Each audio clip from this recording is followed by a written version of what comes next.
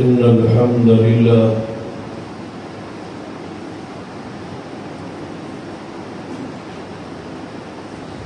نحمده ونستعينه ونستغفره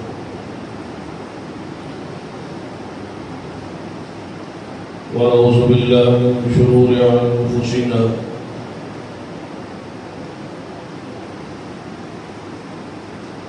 ومن سيئات أعمالنا من يهد الله فلا مضل له ومن يضلل فلا هادي له أشهد أن لا إله إلا الله وحده لا شريك له وأشهد أن محمدا عبده ورسوله أما بعد فإن خير الحديث كتاب الله وخير الهدي هدي محمد صلى الله عليه وآله وسلم وشر الأمور محدثاتها وكل محدثة بدعة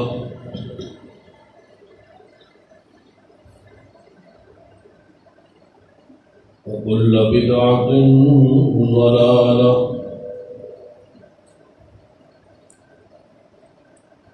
أما بعد فأعوذ بالله السميع العليم من الشيطان الرجيم من همزه ونفخه ونفثه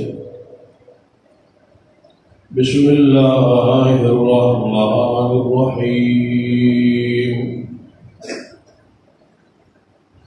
ومن يبتغ غير الإسلام دينا فلن يقبل منه وهو في الآخرة من الخاسرين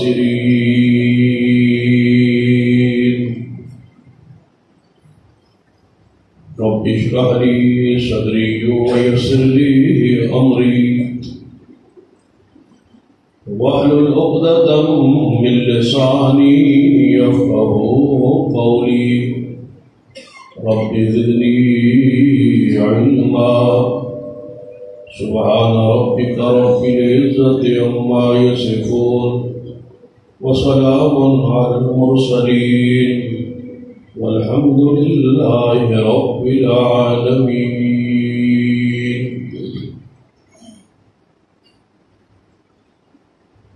حضرات،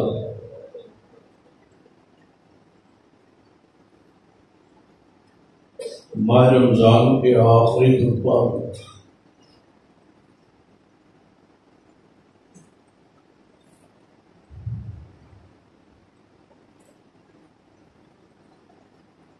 ہم ہر سال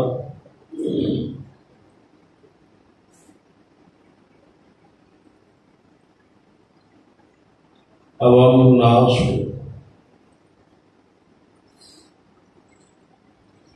ایک خاص پیغام دینا ضروری سمجھتے ہیں.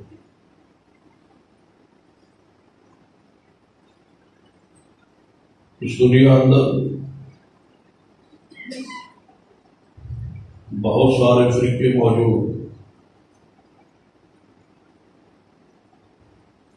اور وہ مشہور حدیث جس میں نبی رحمت صلی اللہ علیہ وسلم خبر دی تھی کہ میری امت 73 فرقوں میں تقسیم ہو جائے. ان 73 فرقوں میں سے 72 جہنم میں جائے. صرف ایک جماعت جنت میں جائے. وہی جماعت حقہ ہو. تو کیا اس حدیث کی روشنی جبکہ بالکل حدیث پوری ہوتی ہمارے سامنے کہ آپ کی خبر کے مطابق امت فرقوں میں تقسیم ہو چکی ہے. تو ہم کیسے کہہ دیں کہ سارے حق پر، جبکہ نبی علیہ السلام نے فرمایا کہ 73 میں سے صرف ایک حق پر ہوگا، 72 جہنمی میں۔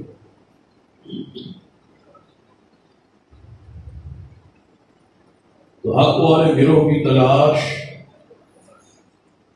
میری اور آپ کی ذمہ داری کہ یقین کے ساتھ جیے، اطمینان کے ساتھ جیے کہ جس گروہ کے ساتھ میں منسلک ہوں وہ حق ہے۔ جب تک اطمینان نہ ہو، یقین نہ ہو، اس وقت تک عبادات میں لذت محسوس نہیں ہوئی۔ تو 73 گروہوں میں سے ایک گروہ حق پر ہے، وہ کون سا ہے؟ اس کی تلاش، اس کی علامات، اس کی نشانیاں یقیناً نبی رحمت صلی اللہ علیہ وسلم نے بیان کی۔ ان علامات کا تذکرہ کرتا ہوں۔ وہ لوگ جو اہل حدیث نہیں ہے اور اس اجتماع میں موجود ہیں یا ہماری بات ان تک پہنچے، ہم دنیا کے کسی کونے میں بیٹھ کے سن رہے تو ہماری بات پہ توجہ کرے۔ فرقہ وریت نہیں ہے، صرف ارادہ اور نیت یہ ہے کہ آپ کے تک حق بات پہنچ۔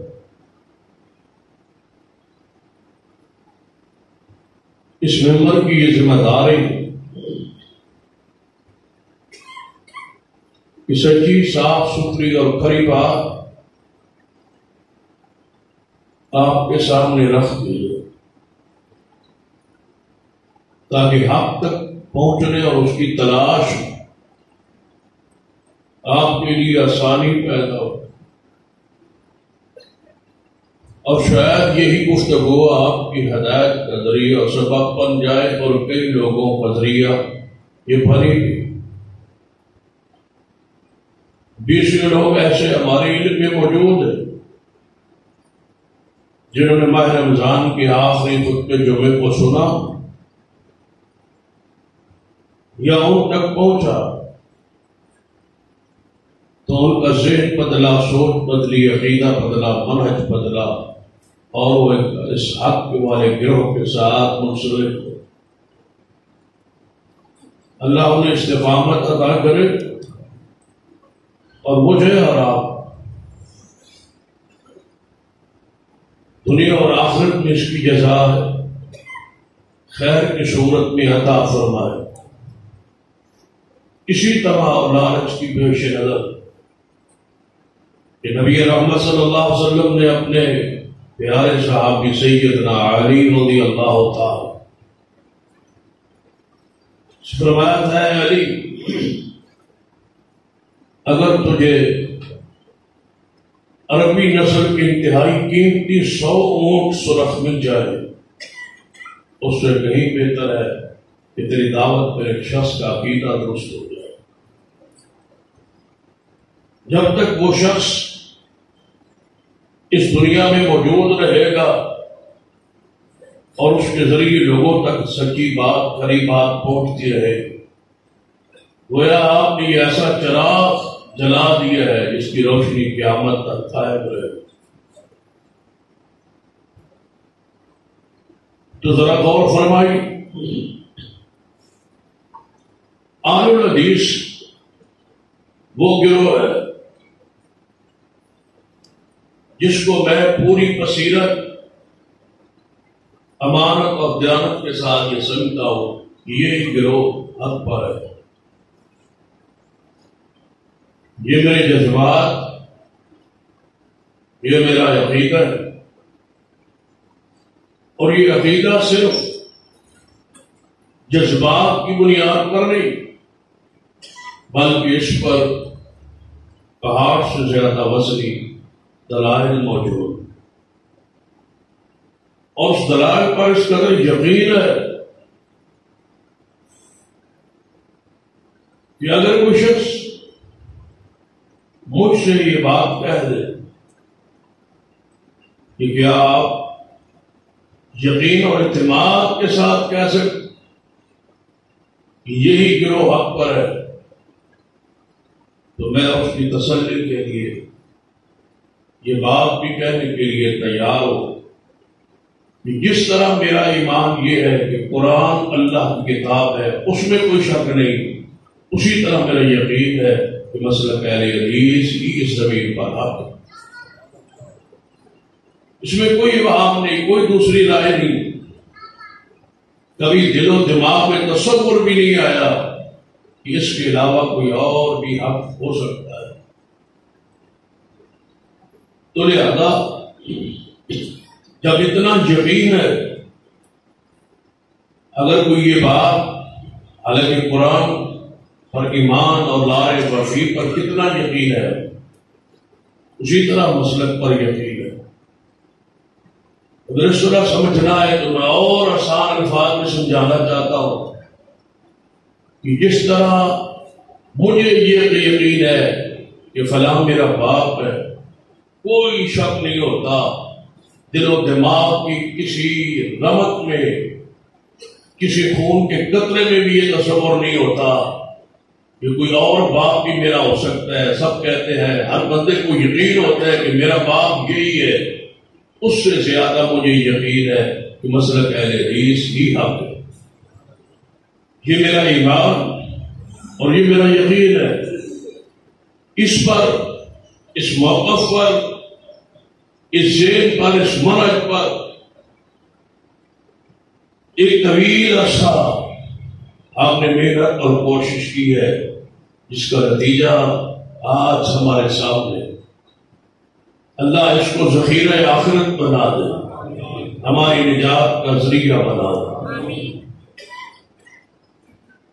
بہت سارے لوگوں کے ذہنوں میں یہ بات آتی ہے اور یقیناً خیالات کو بدلتے ہیں کہ ماہ رمضان کا آخری جمعہ ہے، اس میں کوئی قیامت کی بات ہو، کوئی آخرت کی بات ہو، کوئی قبر کی حالات کی بات ہو، کوئی آخرت کی فکر پیدا ہو، لوگ اعمال کی طرف توجہ کریں، اعمال کریں، کوئی آخرت سے ڈرایا جائے، جہنم سے ڈرایا جائے۔ ہر ماہ رمضان کے آخری خطبہ میں جب آخرت کی بات کی باری آتی تو آپ مسلک اہل الحدیث پر خطبہ لے کے بیٹھ جائیں۔ یقیناً ایک عجوبہ ہے، لگتا ہے عوام الناس پورے ملک میں اکثر، لیکن یہ خوشائند بات ہے کہ ملک کے اندر بہت ساری مساجد ایسی ہیں اور خطبات کرام ایسے ہیں جنہوں نے ہماری اس روش کو بنایا، اور آج بہت ساری مساجد میں مسلک اور منہج پر ہی گفتگو جاری۔ کچھ ایسی چیزیں بھی ہیں جن کو ہمیں حیران حاصل ہے کہ ہم اس کے آغاز کرنے والے، ہم اس بات کو شروع کرنے والے۔ آپ دیکھتے ہوگا ایک وقت تھا پورے ملک میں اہل الحدیث قنوت وتر رکوع کے بعد پڑھا کرتے تھے۔ میں تھا وہ پہلا شخص جس نے کہا تھا کہ صحیح حدیث میں اور زیادہ تر احادیث میں رکوع سے پہلے قنوت وتر ہے۔ اس پر بہت سارے مضامین لکھے گئے اور وقت آیا کہ آج رکوع کے بعد کرنے والی مساجد چند رہ گئی ہے۔ پورے ملک کا رخ بدلا ہے، تحقیق کا ذوق اور شوق پیدا ہوا ہے، اور آج اس سنت پر، یہ سنت ہمارے ہاں مہجورہ ہو چکی تھی، چھوڑی جا چکی تھی، اور صحیح تر روایات کو چھوڑ کے قیاس اور دوسری روایات کو لیا جا رہا تھا جو اپنے معنی میں واضح نہیں تھی، اپنے عمل پہ واضح نہیں تھی، لیکن آج یہ رخ بنا اور اس سنت پر پورے ملک میں عمل شروع ہوا۔ کتنے لوگ تھے؟ ہم نے کانفرنس کا آغاز کیا سیرت امام اہل حدیث صلی اللہ علیہ وسلم کے نام سے۔ بہت ساری دنیا حیران ہوئی، یہ نام کیا ہوا؟ تو ہم نے امام ابن کثیر رحمہ اللہ کی قول سے بات کو شروع کیا۔ یوم ندعو کل اناس بامامہم کتاب، امام ابن کثیر نے لکھا تھا اہل الحدیث کو یہ مبارک ہو، یہ ان کا شرف ہے کہ ان کے امام قیامت والد محمد مصطفیٰ صلی اللہ علیہ وسلم۔ پھر وقت آیا کہ پوری دنیا میں، پورے ملک میں، بلکہ بیرون ملک کی کانفرنسوں کا یہ عنوان اردو طبقہ کے لیے یہ نام رکھا گیا اور پوری دنیا میں یہ نام مشہور ہو، سیرت امام اہل حدیث صلی اللہ علیہ وسلم۔ پھر ہم نے شروع کیا سیرت امام معصوم۔ بستیوں میں، ضلع میں یہ کانفرنس، ایک ہی امام ہے اور وہ معصوم ہے اور محمد صلی اللہ علیہ وسلم، اور آج یہ نام پورے ملک میں گونجتا ہے کانفرنسوں میں۔ تو ہم اس بات کو شروع کرنے والے اس لیے اس منہج اور عقیدے کا پیغام دیتے ہیں کہ اگر تمہارا عقیدہ درست ہو گیا تو سمجھ لو کہ اللہ تمہارا قیامت والے دن ہر اس مصیبت پریشانی جس کا علماء نے آج تجھے ڈرانا ہے آخرت سے، قبر سے، ہر اس پریشانی سے بچ جاؤ گے اگر ایمان عقیدہ درست ہو۔ تو اس لیے ہم چاہتے کہ اس جمعہ پر بہت سارے لوگ جو عام جمعہ نہیں بھی پڑھتے وہ بھی آتے، تو ہم کوشش کرتے ہیں کہ ان تک حق کی آواز بات پہنچ جائے۔ تو ذرا پورے دل کی صفائی سے، دل کی طہارت پاکیزگی سے، اپنے دل و دماغ سے وہ فرقہ جو پہلے داخل ہوا ہے ذرا اس کو نکال کے دلائل کی روشنی میں سمجھیے کہ آپ اس وقت ایمان کے لحاظ سے، عقیدے کے لحاظ سے کہاں کھڑے؟ کیا آپ اپنے ایمان پر مطمئن ہے یا عقیدے پر مطمئن ہے؟ میں جو کہہ رہا ہوں اس وقت منبر پہ کھڑے ہو کے کہ 73 گروہوں میں سے صرف اہل الحدیث ہی اہل حق ہے، تو یہ بات کوئی معمولی تو نہیں۔ تو کیا آپ کے عقیدے پر جس پر پہلے آپ ہیں یہ ضرب نہیں لگ رہی؟ کیا یہ کہا نہیں جا رہا دوسرے لفظوں میں کہ سارے گروہ باطل پر ہے، وہ حق پر نہیں ہے؟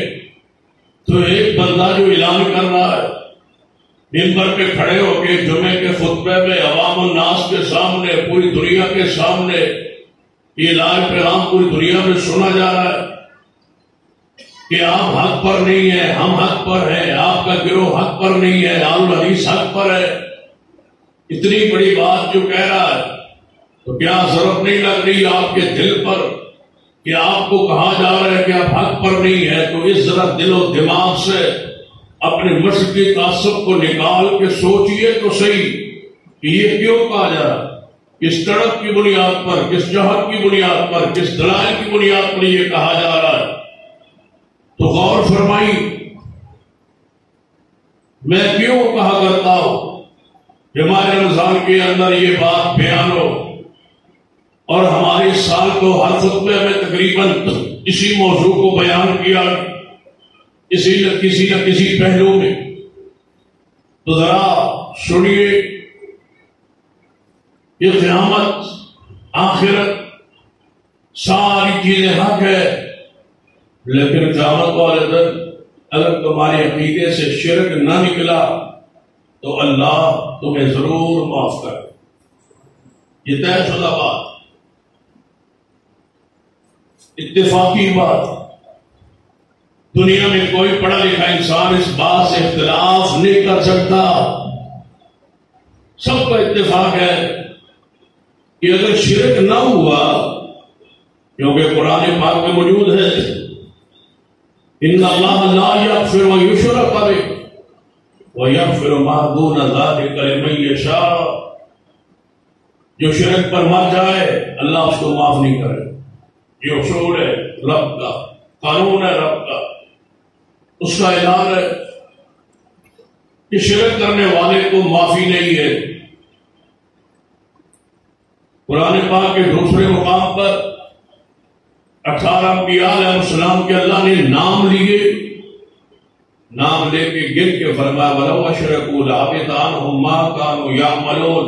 اگر یہ 18 انبیاء معصوم، گناہوں سے پاک، شرک ان سے ہونا ناممکن ہے، لیکن اللہ نے قانون ان کے اندر ساری مخلوق کو داخل کرتے ہوئے فرمایا وَلَوْ أَشْرَكُوا لَحَبِطَ عَنْهُم مَّا كَانُوا يَعْمَلُونَ. سن لو، اگر یہ 18 انبیاء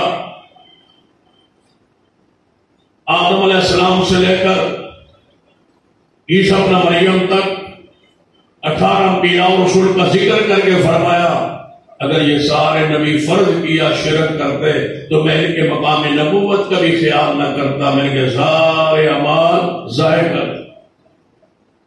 سرور کائنات محمد رسول اللہ صلی اللہ علیہ وسلم کو مخاطب کر کے فرمایا اس سے بھی سخت معاملہ ہے لئن اشرکت.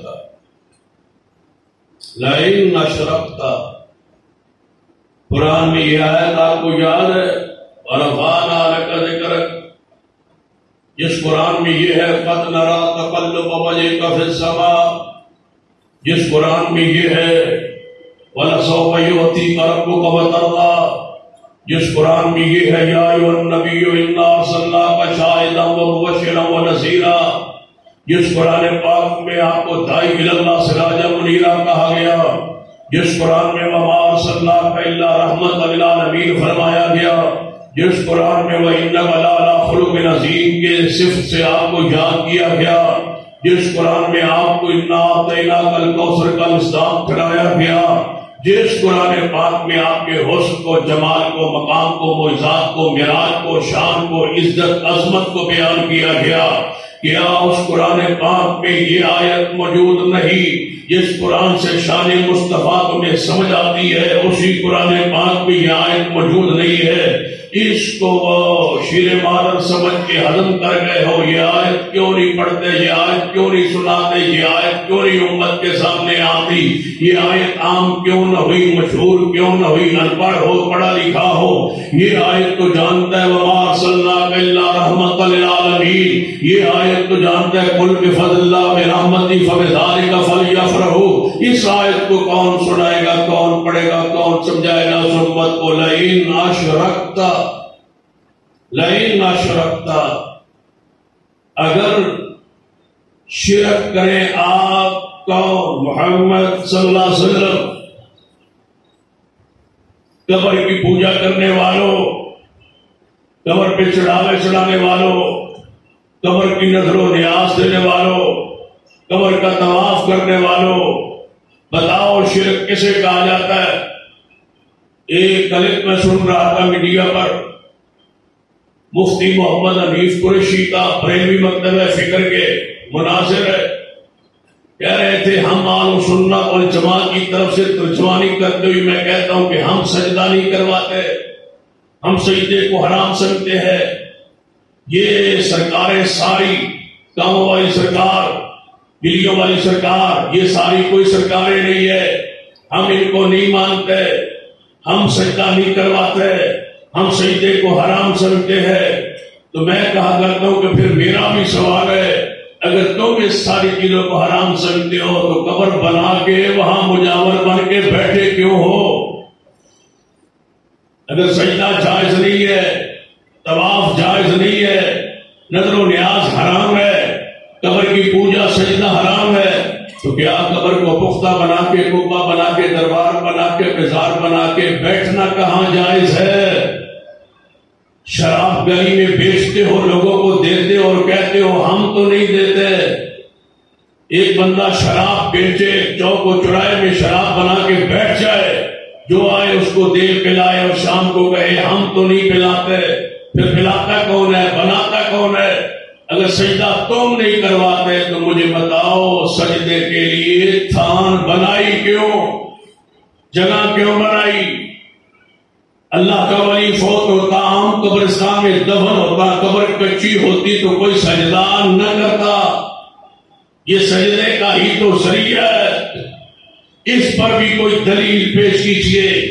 اور کہاں یاد آ گئے علامہ احسان الدین شہید رحمۃ اللہ علیہ فرمایا کرتے تھے، ایک وقت سعودی عرب میں دربار مزارات زمین کے برابر کیے گئے، انقلاب توحید آیا محمد بن عبد الوہاب رحمہ اللہ کے دور میں، وہاں انقلاب ایک تبدیلی آئی، مزارات وہاں سجدے شروع کر دیے گئے تھے۔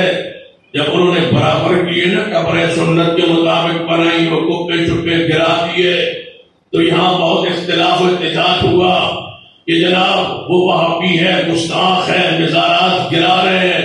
تو علامہ شہید رحمت اللہ علیہ نے یہاں جلسہ کیا اور جلسے میں اعلان کیا کہ تم کہتے ہو مزار وہاں گرائے گئے، ہم یہاں پر بھی مزار جو تم نے بنائے جو نہیں بنائے ہم بنانے کے لیے تیار ہے، لیکن صرف ایک حدیث۔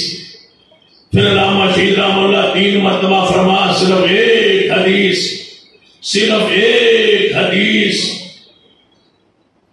اور میں آپ کی محبت عقیدت میں یہ کہوں گا کہ صرف ایک حدیث، آج پھر ان کی شہادت کے 32-33 سال بعد کہوں گا، صرف ایک حدیث، صرف ایک حدیث صحیح ایسی پیش کر دو جس میں نبی رحمت صلی اللہ علیہ وسلم نے قبر کو پختہ کرنے کی اجازت دی ہو۔ رب اکبر کی قسم ہے ہم تمہاری قبروں کو چاندی اور سونے کا بنا دیں، لیکن اگر ایسا نہیں ہے تو پھر سن لو، حالات جیسے بھی ہوں رد ہوتا رہے گا۔ لئن اشرکت لیحبطن عملک، اے محبوب اگر آپ بھی فرض کیا شرک کرے، میری اور آپ کی تو وصیت ہی کوئی نہیں، لئن اشرکتا، ذرا اس آیت کو بھی بینروں پہ لکھ کے ذرا بازاروں میں لٹکائیے، لگائیے، لئن اشرکتا لیحبطن عملک، اگر آپ شرک کرے کون؟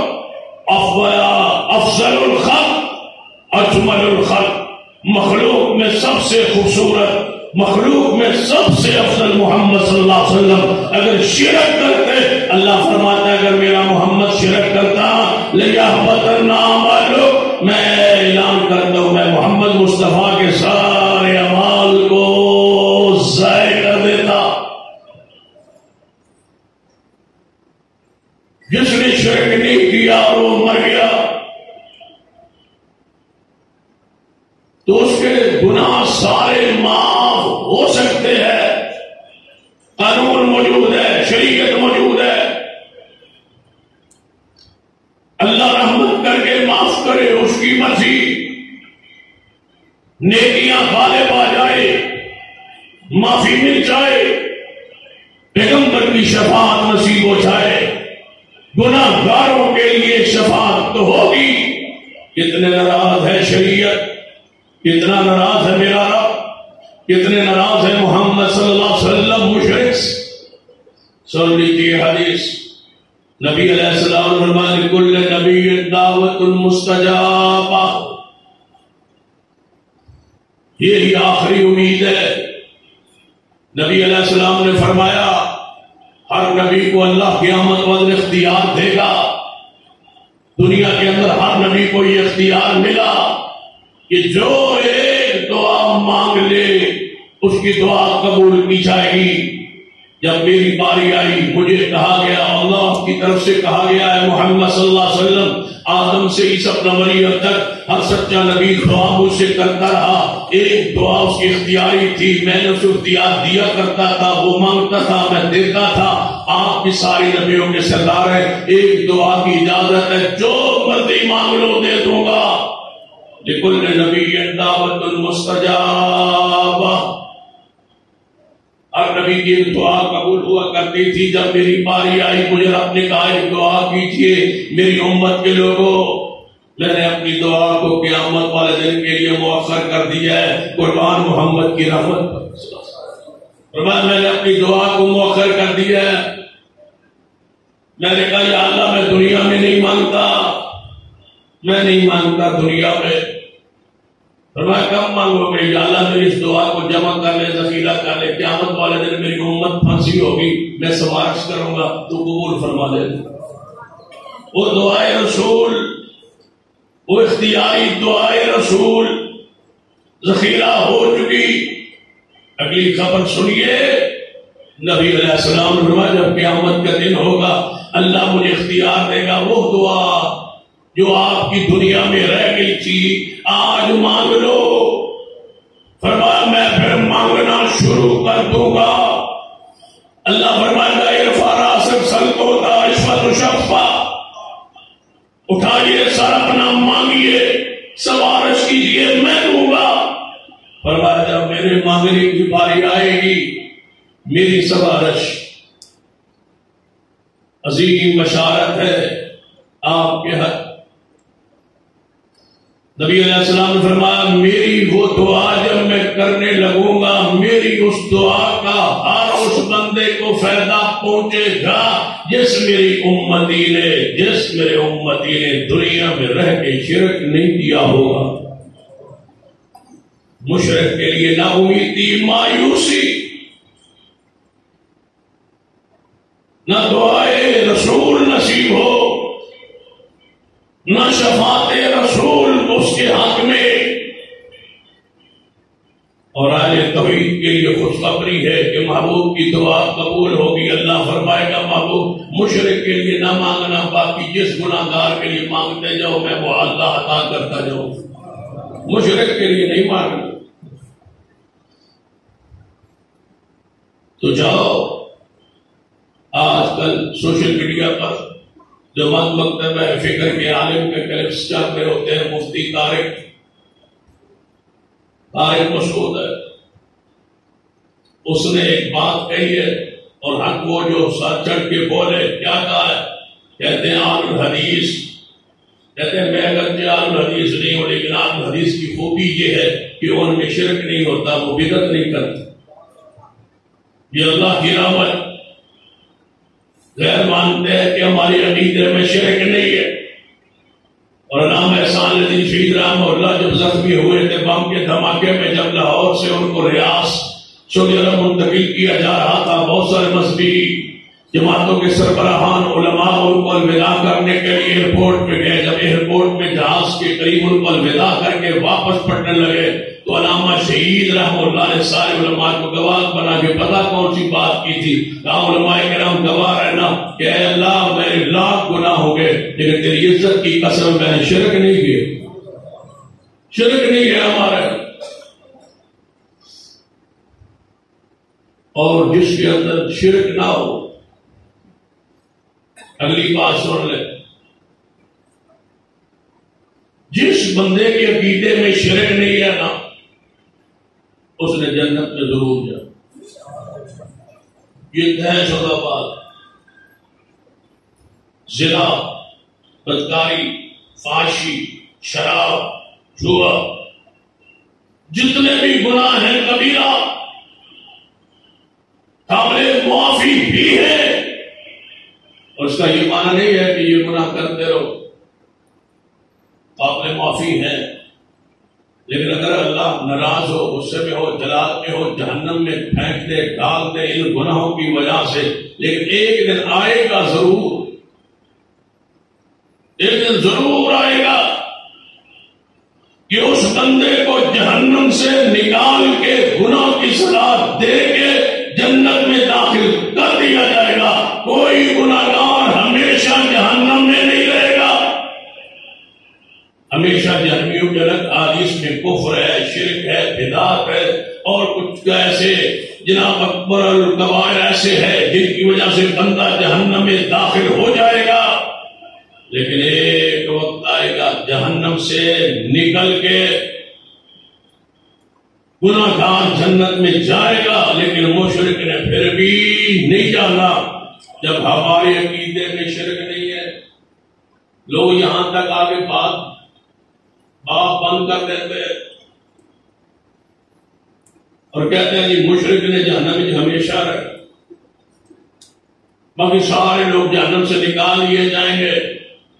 تو کون نکال لیے جائیں گے؟ جو مشرک نہیں ہوں گے، جو مشرک نہیں ہوں گے وہ نکال لیے جائیں گے، تو سیدھی بات کیوں نہیں کرتے؟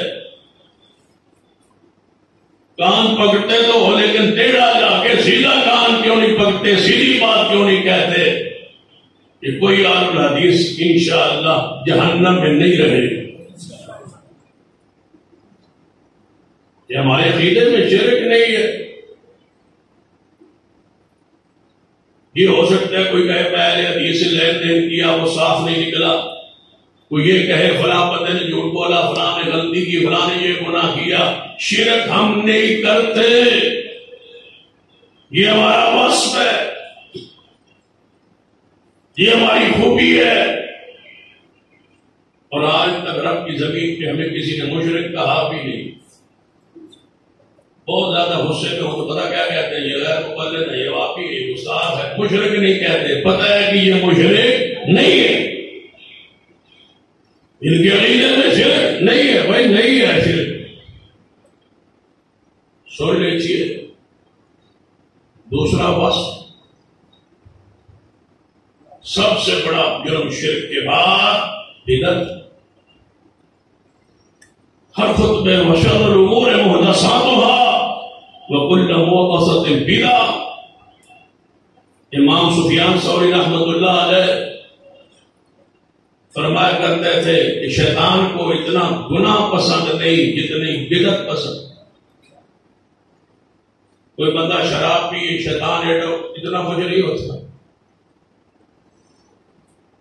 اگر شیطان کے سامنے کوئی بندہ زنا کرے، بدکاری کرے، فحاشی کرے، کوئی بھی گناہ کرے، شیطان اتنا خوش نہیں ہوتا جتنا بدعت دیکھ کے خوش ہوتا ہے، کہتا ہے یہ ٹھیک ہے۔ کیوں؟ امام سفیان فرماتے ہیں جو بندہ گناہ کرے گا شیطان پریشان ہوتا ہے کہ کبھی نہ کبھی یہ گناہ سمجھ کے کر رہا ہے۔ جو بندہ شراب پیتا ہے کیا سمجھتا ہے کہ میں کیا کر رہا ہوں؟ گناہ۔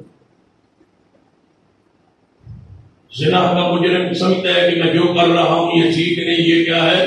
گناہ۔ گناہ گناہ ہوتا ہے، بندہ گناہ سمجھ کے کرتا ہے۔ جو داڑھی مڑواتا ہے وہ کیا سمجھ کے؟ ثواب سمجھ کے کرتا ہے، گناہ سمجھ۔ اس کا ضمیر کبھی بھی ملامت کرے گا، اللہ اس کو توبہ کی توفیق دے رہے، لیکن سمجھتا ہے کہ یہ گناہ ہے۔ بدعت کو گناہ نہیں سمجھتا، کیا سمجھتا ہے؟ ثواب۔ اس کو توبہ کی توفیق بہت کم ہوتی ہے۔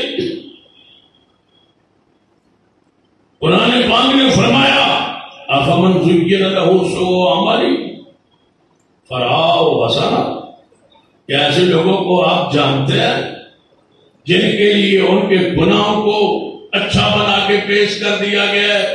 فرآہ حسنا، اور وہ کہتے ہیں ہم اچھا کر رہے ہیں، ٹھیک کر رہے ہیں۔ یہ کون سے گناہ ہے؟ بدعت۔ بدعت کو بندہ کیا سمجھ؟ جس نے میلاد کو ثواب سمجھ، قول کو بخشش کا ذریعہ سمجھ، 7ویں 40ویں کو وہ کہتا ہے قرآن پڑھ رہے، یعنی کرتا بدعت ہے، کرتا گناہ ہے، لیکن سمجھتا یہ ہے کہ میں ٹھیک کر رہا ہوں۔ قول فرما دیجیے نبی حبیب جناب محمد صلی اللہ علیہ وسلم هل ننبئکم بالاخسرین اعمالا، کیا ہم تمہیں خبر دیں کہ اعمال کے لحاظ سے گھاٹے میں کون ہے؟ والعصر ان الانسان لفی خسر، قل هل ننبئکم بالاخسرین اعمالا، فرما دیجیے محبوب کیا ہم تجھے خبر دیں، بتلائیں کہ اعمال کے لحاظ سے گھاٹے میں کون ہے؟ الذین ضل سعیہم فی الحیات الدنیا، وہ لوگ وَهُمْ يَحْسَبُونَ أَنَّهُمْ يُحْسِنُونَ صُنْعًا، جو بدعت کر رہے ہیں اچھے اعمال کا سمجھ کے کر رہے ہیں، لیکن ہیں کیا؟ گناہ۔ بدعتی اچھا سمجھ رہا ہے، اچھا سمجھتا کیا ہے؟ وہ تو تقریر کرتے ہیں کہ ہماری بدعت حسنہ ہے۔ أَنَّهُمْ يُحْسِنُونَ صُنْعًا، وہ کہتے ہیں ہم اچھا کر رہے ہیں، لیکن سب سے گھاٹے کے لحاظ سے، اعمال میں گھاٹے کے لحاظ سے یہ لوگ ہیں۔ پتہ ہے ایک حدیث سرور کائنات محمد رسول اللہ صلی اللہ علیہ وسلم کا فرمان، آپ نے فرمایا ہر نبی آتا ہے، ہر نبی کے کچھ صحابہ ہوتے ہیں، ہر نبی کے کچھ حواری ہوتے ہیں، ہر نبی کے کچھ حواری صحابی ہوتے ہیں، جو اس نبی کی سنتوں کو لیتے تھے، اس نبی کی سنتوں کو پکڑتے تھے، اس نبی کی سنتوں کو لکھتے تھے، اس نبی کی سنتوں پہ عمل کرتے تھے۔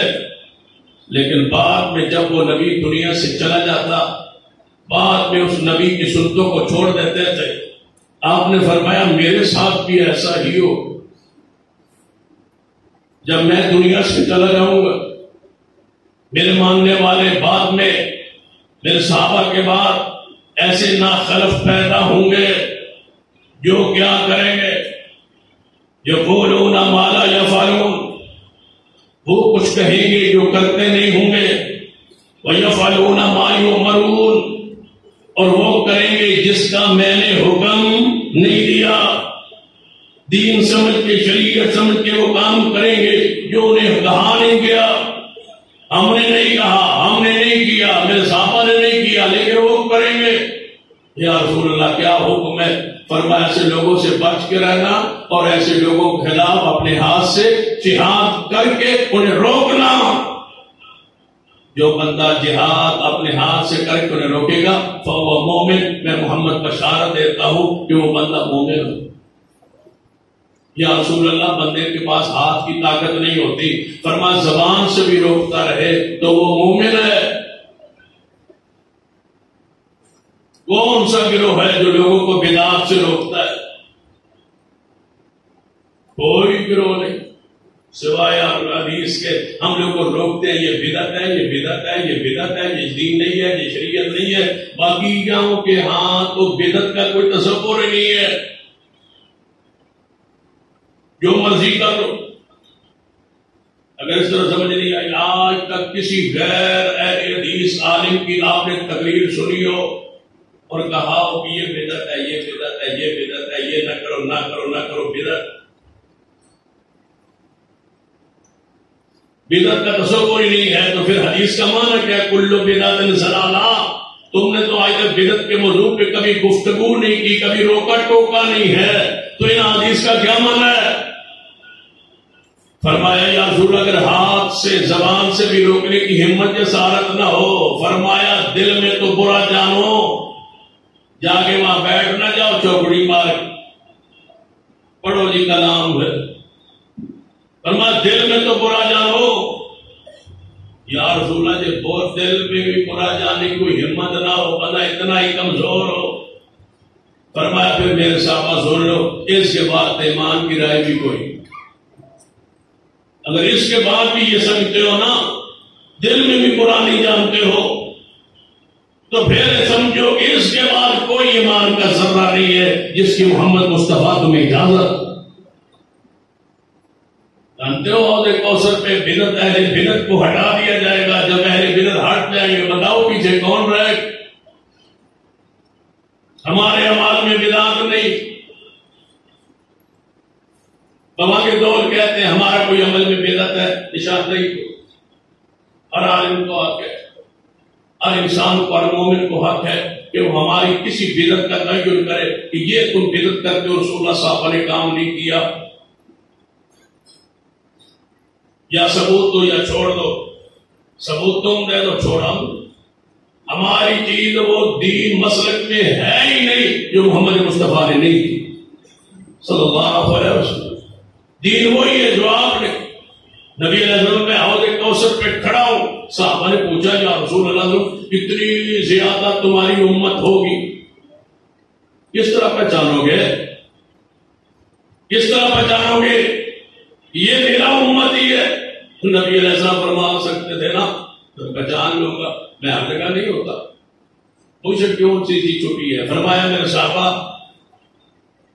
سیاہ ترین گھوڑوں کے گھوڑے ہو، پورا سفر بھرا ہو گھوڑوں سے، سیاہ ترین گھوڑے ہو، ان گھوڑوں میں ایک گھوڑا ایسا ہو جو 5 کلاں ہو، جس کے ماتھے پر سفیدی ہو، جس کے چاروں پاؤں سفید ہو، باقی سارے سیاہ ہو، تو کیا وہ پہچانا نہیں جائے گا؟ اتنے گھوڑوں میں جی یا رسول اللہ صلی اللہ علیہ وسلم، فرمایا میری امت کے وضو کے آثار چمکتے ہوں گے، میں دور سے پہچان لوں گا کہ یہ محمد مصطفیٰ کی امت ہی ہے، میں پہچانوں گا۔ پھر آپ نے فرمایا میرے صحابہ میں پہچان کے جب لوگ کچھ میرے قریب آئیں گے، کچھ ایسے بھی ہوں گے جو وضو کرتے ہوں گے، نمازیں پڑھتے ہوں گے، اعمال کرتے ہوں گے، وضو کے آثار عارضی طور پر چمکیں گے، میں پہچانوں گا۔ ان کی ذلت رسوائی کے لیے، ان کے پریشان کرنے کے لیے اللہ نے یہ عذاب کی کیفیت بنائی ہے کہ ان کو لایا جائے گا، چلو حوض پر، چلو حوض پر، محمد مصطفیٰ تمہارا انتظار کرے، چلو حوض کی طرف دوڑیں گے، حوض کوثر کی طرف، پیاس سے زبان نکلی ہوئی ہوگی، شدت ہوگی پیاس کی، سورج بالکل قریب ہوگا، دنیا دوڑے گی حوض کی طرف۔ جب نبی اللہ حوض کے قریب آئیں گے نا، بالکل قریب ہوں گے، میرے اور ان کے درمیان دیوار کھڑی ہو جائے گی، آگے دیوار، وہ پیچھے چھپ جائیں گے، میں کہوں گا یہ میرے تھے، یہ میرے امتی تھے۔ کہا جائے گا یہ ہے تو تمہارے امتی، ہے تو تمہارے عاشق، ہیں تو غلامی رسول میں موت قبول ہے، لیکن محبوب انک لا تدری، انک لا تدری ما رسول بارک، یہ تمہاری امت کے بدعتی لوگ ہیں، تمہارے آنے کے بعد دین میں نئی نئی چیزیں داخل کر دی تھی، جو تم نہیں کرتے تھے وہ کام کرتے رہے۔ محبوب سن کے فرمائے سحقن سحقن لمن غیر آبادی، دور کرو دور کرو، میں محمد انہیں دیکھنا بھی نہیں چاہتا۔ ہمارے عمل میں کوئی بدعت ہے تو بیان، آج تک کتنا عظیم گروہ ہے حدیث کا، 1400 سال سے اوپر، 1450 سال ہونے والے ہیں، آج تک ہم نے رسول اللہ کی شریعت میں ایک لفظ کا بھی اضافہ نہیں کیا، ایک لفظ، یہ لفظ حضور نے نہیں پڑھا اور ہم پڑھتے ہو، اور باقی گروہ اس کا کہ دیکھ لو ایک لفظ بھی نہیں، لینوں کی لینے، بدی الفاظ۔ سیدنا علی فرماتے ہیں رضی اللہ عنہ، شیر خدا محبوب خدا، لعنت ہو اللہ کی اس شخص پر جو غیر اللہ کے لیے جانور ذبح۔ نبی علیہ السلام کی حدیث پڑھتے ہیں سیدنا، لعنت ہو اس شخص پر جو اپنی زمین کی حد نشان مٹا کے دوسرے کی زمین پہ قبضہ چاہتا ہے، لعنت اس شخص پر جو اپنے والد کو برا کہتا ہے، لعنت ہے اس شخص پر جو بدعتی کو بنا دے۔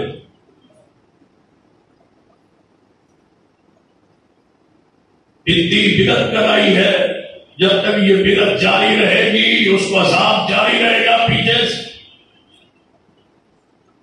سیدنا عبداللہ بن مسعود نے لوگوں کو دیکھا مسجد میں بیٹھ کے مل کے ذکر کر رہے تھے، فرمایا نکل جاؤ اس مسجد سے تم بدعتی۔ عبداللہ بن عمر رضی اللہ عنہ کسی بندے نے سلام دیا، فلاں بندہ مجھے سلام کہتا تھا، فرمایا وہی وہ بندہ جس نے بدعت جاری کی ہے، میں اس کے سلام کا جواب نہیں دوں گا، اس نے دین میں بدعت جاری۔ لوگ کہتے ہیں ہم اچھا کام کر رہے ہیں، اچھا کام کون سا ہے؟ سن لیجیے آخر میں بات، اچھا کام وہ ہوتا ہے جس پر مہر ہو اچھے ہونے کی۔ کون سی؟ لقد کان لکم فی رسول اللہ اسوۃ حسنہ، یہ ہے مہر، یہ ہے حسنہ، یہ راج۔ اللہ اچھا نہیں دیکھتا، اللہ محمد کی سنت کو دیکھتا ہے صلی اللہ علیہ وسلم۔ اچھے کی کیا حیثیت، کیا معیار ہے؟ یہ اچھا ہے کہ میں جمعے کے بعد 4 فرض پڑھوں؟ اچھا نہیں ہے۔ اچھا ہے نا کہ آج ہم 4 فرض پڑھیں گے، آخری جمعہ جاتے جاتے 4 رکعت پڑھیں گے، سورۃ فاتحہ 2 کے بجائے کتنے مرتبہ پڑھیں گے؟ 4 مرتبہ۔ ہر رکعت کے 2 سجدے بڑھ جائیں گے تو کتنے سجدے زیادہ ہوں گے؟ 4۔ 2 رکوع زیادہ، 1 تشہد زیادہ، اور کیا چاہیے آپ کو؟ آج پڑھیں 4 انشاءاللہ۔ چلو 4 اگر پڑھ لیں تو 2 ہو جائیں گے، 2 بھی نہیں ہوں، پہلے 2 بھی گئے۔ اچھا یہ بتا دیں گناہ ملے گا یا ثواب؟ سجدے کرنے سے گناہ ملتا ہے، قرآن پڑھنے سے گناہ ملتا ہے؟ تو سمجھنا ہے کہ ابو درداء رضی اللہ تعالیٰ عنہ، یہ حضرت برا بن عازب رضی اللہ تعالیٰ کے ماموں ہے. عید کا دن تھا، عید الاضحیٰ.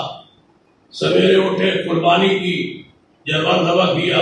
کہنے لگے عید پڑھنے جانا ہے مدینے میں، محمد مصطفیٰ صلی اللہ علیہ وسلم کے پیچھے، وہاں سے پڑھ کے آؤں گا، لیٹ ہو جائے گی. سویرے سویرے جانور ذبح کرو. جانور ذبح کر کے آ گئے نبی علیہ السلام کے پیچھے. عید پڑھی، نبی علیہ السلام خطبہ دیا. قربانی اس کی ہے جو عید کے بعد قربانی کرے.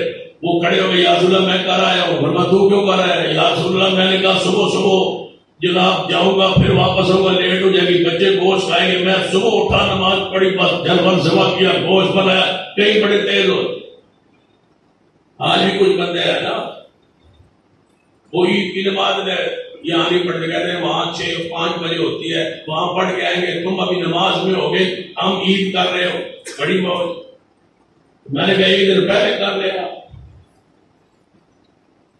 محلے کی مسجد میں عید ہو رہی ہے اور تم بار قربانی گرا کے کہیں اور سے پڑھ کے آگے قربانی گرا کے محلے میں کیا تصور دینے جاتے ہو جماعت کے بارے میں؟ یہ تمہارا عمل سنت کے اگر زیادہ تم کہو کہ خلاف نہیں ہے تو یاد رکھنا یہ عمل جماعت کے مزاج کے خلاف ہے، جماعت کو نقصان پہنچانے کے خلاف. تو آپ کو کیا حق ہے کہ ابھی پوری جماعت نے، امام نے، جماعت نے قربانی نہیں کی اور تم گلی میں قربانی کر رہے ہو؟ جی میں 5 بجے پڑھ کے آ گیا تھا. تو ٹھیکیدار ہے، ادھر جاتا ہے. جماعت کے ساتھ رہیے، جماعت کے ساتھ جڑیے. جب جماعت قربانی کرے پھر کیجیے. اگر عید پڑھ کے آئے ہو بیٹھے رہیے، اپنی جماعت کا انتظار کیجیے. اگر زیادہ شوق ہے جلدی پڑھنے کا تو پڑھ کے بیٹھ جائے. جب جماعت قربانی کرے پھر قربانی کیجیے. ید اللہ علی الجماعۃ. کیا تاثر دینا چاہتے ہو جماعت کے بارے میں، مسلک و منہج کے بارے میں؟ کٹ جائیے، ہزاروں لاکھوں کا نقصان ہو جائے، جماعت کا مسلک کا نقصان نہ ہو.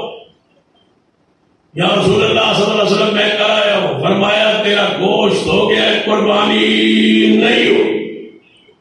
کام تو نیک تھا، قربانی تھی، جانور جناب مسنہ تھا، شرائط قربانی پوری تھی. ایک وقت سے پہلے نبی علیہ السلام سفر میں تھے. دوران سفر نا گرمی کی شدت تھی. صحابہ کہنے لگے یا رسول اللہ ہمارے سے روزہ نہیں پورا ہوتا، بڑی پیاس، سفر ہے، گرمی ہے. پھر عرب کے اسلاموں کے سفر. نبی علیہ السلام نے پانی کا پیالہ منگوایا، اونچی جگہ کھڑے ہو کے عصر کے وقت پانی پی لیا، روزہ کھول دیا، توڑ دیا. صحابہ کرام نے جو دیکھا سب نے پانی پی لیا سوائے چند صحابہ. کہنے لگے یہ کمزوروں کے لیے ہے، یہ بیماروں کے لیے ہے، جو نہیں پہنچ سکتے ان کے لیے ہے. عصر کا وقت ہو گیا ہے، پیچھے 2 گھنٹے تو رہتے ہیں، ہم پہنچ جائیں گے، ہم طاقتور ہیں. بتایا گیا یا رسول اللہ فلاں نے نہیں کھولا. روزے میں ثواب سنتے ہو، ثواب محمد کی ذات میں. آپ نے فرمایا جس نے کھول لیا وہ میرا ہے، جس نے نہیں کھولا وہ ہمارا نہیں ہے. میرے ساتھ ملنا چاہتے ہو تو میرے ہی اتباع کرو. اولئک الفار اولئک الوصال. میں محمد کہتا ہوں وہ نافرمان ہے، نافرمان ہے، اس لیے محمد کو نیچے دیکھ کے روزہ نہیں. روزے میں ثواب سنتے ہو، کوئی ثواب نہیں. آخری روایت سنیے. امام مالک رحمۃ اللہ علیہ سے بندے نے پوچھا مدینے سے بندہ جائے عمرہ کرنے کے لیے احرام کہاں سے باندھے؟ فرمایا ذوالحلیفہ سے جا کے باندھ. ذوالحلیفہ جگہ ہے مدینہ پاک سے باہر، جسے پیر علی کہا جاتا ہے، مسجد علی کہا جاتا ہے، وہاں سے جا کے باندھ. وہ میقات ہے اہل مدینہ. کہنے لگا اے امام مالک یہاں سے نہ باندھ لوں مسجد نبی سے، یہاں سے نہ باندھ لوں مسجد نبی سے. فرمایا کیوں؟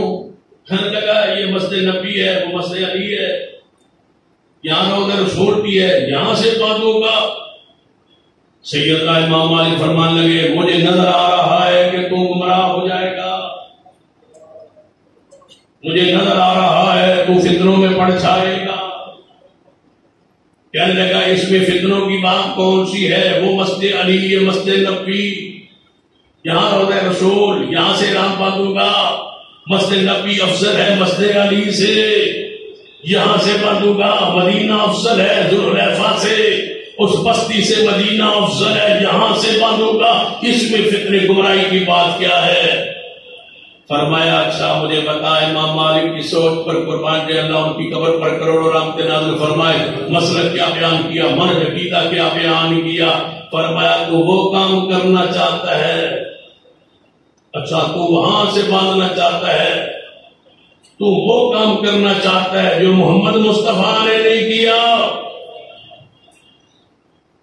اور میں کہا کرتا ہوں جو بندہ بدعت جاری کرتا ہے، بدعت پہ عمل کرتا ہے نا، دوسرے لفظوں میں پتا وہ کیا کہتا ہے؟ نبی علیہ السلام نے دین پورا نہیں کیا، میں نے آگے پورا کیا. اس سے شدید الفاظ سن لے. بدعتی یہ کہنا چاہتا ہے کہ محمد مصطفیٰ نے خیانت کی ہے، نعوذ باللہ، دین پورا نہیں پہنچایا. یہ مسئلہ رہ گیا تھا جس کو میں نے پورا کیا. اس سے بھی شدید الفاظ. امام احمد بن حنبل فرماتے ہیں بدعتی شخص محمد کی ختم نبوت پر ایمان نہیں رکھتا. دین دینا تو مصطفیٰ کا کام ہے، نبی کا کام ہے. اس نے نیا مسئلہ بنا کے دین میں داخل کر کے یہ نبی ہونے کا دعوے دار ہے. اس سے بھی زیادہ سخت بات سیدنا عبداللہ بن مسعود فرماتے ہیں مسجد کو آگ لگ جائے، اللہ نہ کرے، میں آگ بھڑک اٹھے مسجد میں اور میں اندر داخل ہو جاؤں مسجد میں، مجھے پتا چلے یہاں آگ لگی ہوئی ہے، کیا کوشش کریں گے کہ آگ کو بجھا دوں. عبداللہ بن مسعود فرماتے ہیں میں دوسرے کونے میں دیکھوں تو 2-4 بندے بدعت کر رہے ہیں مسجد میں اس آگ کو نہیں بجھاؤں گا، ان کو پہلے سمجھاؤں گا، اس لیے کہ وہ دنیا کی آگ ہے، یہ جہنم کی آگ. کل بدعت ضلالہ. اس سے بھی ذرا ثقیل بات سن لو. بدعت معمولی جرم نہیں ہے. آپ سمجھے نا معمولی بات ہے کہ یہ جنازے میں غفرانہ کا سے منع، جناب جل ثناؤ کا سے منع کرتے ہیں، یہ جی وہ بساؤں میں غدن نوایتوں سے منع کرتے ہیں، یہ جی دعاؤں میں کہتے ہیں یہ نہ پڑھو، یہ جو کہتے ہیں نا پڑھو. اس کی ثقیل بات سن لو. یہ کیوں ہم کہتے ہیں، کس درد سے کہتے ہیں، کس تکلیف سے کہتے ہیں؟ جو بدعتی ہے نا، بدعتی تو جو ہے جو بدعتی ہے، جو شخص بدعتی ہے وہ کہنا چاہتا ہے کہ قیامت کا دن ہو. پھر غور سے سننا، بدعتی آدمی یہ چاہتا ہے کہ قیامت کا دن ہو، میں اللہ کے سامنے جاؤں اور جا کے عرض کروں کہ یا اللہ آج قیامت کا دن ہے، اعمال نامے ملنے کا دن ہے، یا اللہ تو نے اعمال نامے سب کو دے دیے، تیرے دربار سے اعمال نامہ مل گیا، کس کو؟ محمد صلی اللہ علیہ وسلم کو، اور مجھے بھی مل گیا، لیکن یا اللہ میں انعام کے لائق. پھر غور سے سننا، غور سے سنو گے تو یہ بات سمجھ آئے گی. تھوڑی سی مدنی بات باری ہے، اگر سمجھ آ جائے تو پھر انشاءاللہ ایمان صحیح ہو جائے. فرمایا یا اللہ تو نے اعمال نامے دے دیے نا، تیرے نبی کو اعمال نامہ مل گیا نا محمد صلی اللہ علیہ وسلم کو، کتنا پاکیزہ اعمال نامہ جس میں ایک بھی نافرمانی نہیں. کون تھے معصوم؟ محمد صلی اللہ علیہ وسلم. یا اللہ تیرے نبی کو اعمال نامہ ملا اور مجھے بھی ملا، یا اللہ میں انعام کے لائق ہوں. میں تو 2 جنتوں کے لائق، میں تو بڑی تیرے انعامات کے لائق ہوں. کیوں؟ تو میرا اعمال نامہ بھی دیکھ لے، اپنے نبی کا اعمال نامہ بھی دیکھ لے. میں وہ کام کر آیا ہوں جو تیرا نبی بھی نہیں کر سکا. اب بتاؤ یہ 2 جنتوں کے لائق ہے کہ یہ 2 چھتروں کے لائق؟ یا اللہ میں وہ کام کیا جو تیرے نبی نے نہیں کیا. ہوا کتنا کمال لبن. یا اللہ تیرے نبی نے جلوس نکالا، کوئی میں جلوس دیکھے کیوں ہوتا؟ یا رسول اللہ تیرے نبی کے زمانے میں کوئی بندہ فوت ہوتا ہے، یہ نہ کل کرتے نہ ساتواں کرتے نہ چلیسواں کرتے، سارے کر کے آئے ہو. یا اللہ دیکھ اپنے نبی کے اعمال نامے، جو وہ نہیں کر سکے میں وہ کر آیا ہوں. لا تقدموا بین یدی اللہ ورسولہ. اللہ فرمائے گا میں نے دنیا میں کہہ دیا تھا جو محمد نہ کرے وہ تم نے نہیں کرنا. صدا کے لائق ہو تو امام مالک فرماتے ہیں یہاں سے رام باندھنا نیکی نہیں، یہاں سے رام باندھنے پہ حج نہیں، عمرہ نہیں، یہ مسجد نبوی ہے، وہ مسجد علی ہے، یہاں سے نہیں وہاں سے، کیوں یہاں سے باندھنا تیرا عمل ہے، وہاں سے باندھنا محمد مصطفیٰ کا، تیرے اپنے عمل کی کوئی حیثیت نہیں۔ پھر امام مالک کھڑے ہوئے اور آیت کیا پڑھی؟ فَلْيَحْذَرِ الَّذِينَ يُخَالِفُونَ عَنْ أَمْرِهِ أَن تُصِيبَهُمْ فِتْنَةٌ أَوْ يُصِيبَهُمْ عَذَابٌ أَلِيمٌ۔ کیوں نہیں ڈرتے کہ اللہ کی تو پر گرفت عذاب ہے؟ لوگوں پیغام سن لیجیے، ہمارے ایمان و عقیدے میں شرک نہیں، ہمارے ایمان و عقیدے میں بدعت نہیں، شرک سے ہم پاک ہیں، بدعت سے ہم پاک ہیں، گناہ گار ضرور ہے لیکن اس کی رحمت پہ یقین ہے کہ وہ گناہوں کو انشاءاللہ معاف کر دے گا، اور یہ عقیدہ اور منہج ہوگا تو انشاءاللہ آگے اللہ رحمت کر دے گا۔ اللہ مجھے اور آپ کو توفیق عطا فرمائے کہ ہم توحید پر، سنت پر، اتباع پر قائم رہیں، اسی پر جیے، اسی پہ مریں۔ اقول قولی ھذا واستغفر اللہ لی ولکم ولسائر المسلمین وآخر دعوانا الحمد للہ رب العالمین۔